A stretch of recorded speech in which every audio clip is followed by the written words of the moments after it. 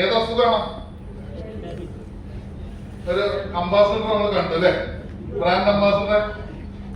ഇന്ന് ശരീരത്തിൽ എന്താ പറയാ, ഈ ഒരു അവയവം ഇന്ന് സമൂഹത്തിൽ തന്നെ ഏറ്റവും കൂടുതൽ പ്രശ്നക്കാരനാക്കിക്കൊണ്ടിരിക്കുകയാണ് ഈ ഒരു അവയവം.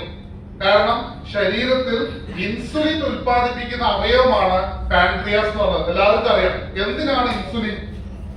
എന്തിനാണ് ഇൻസുലിൻ?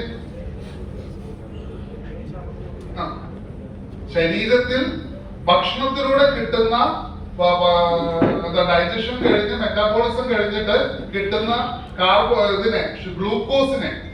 ഗ്ലൂക്കോസിനെ ശരീരത്തിന്റെ എല്ലാ ഭാഗത്തേക്കും രക്തത്തിലൂടെ കൊണ്ടുപോകുന്ന ഒരു ബോട്ട്, ഒരു തോണി പോലെ നിങ്ങൾ സങ്കല്പിക്കാം.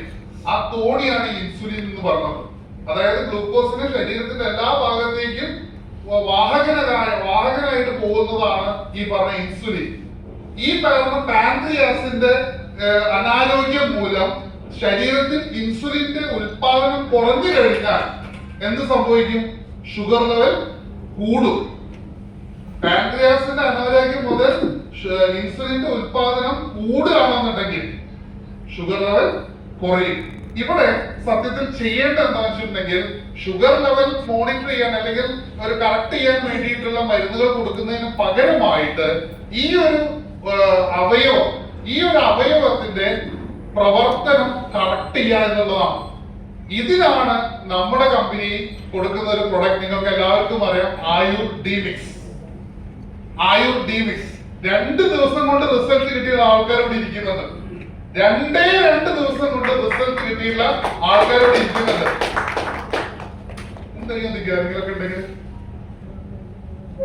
ഇങ്ങനെ തീർച്ചയായിട്ടും 400 ചില ഷുഗർ ഉണ്ടായിരുന്ന ഒരു വ്യക്തി ഇന്ന് 230 നിൽക്കുന്നു എന്നുള്ളതാണ്. കുറഞ്ഞ ദിവസം കൊണ്ട്. ഇനി നമുക്ക് നേരെ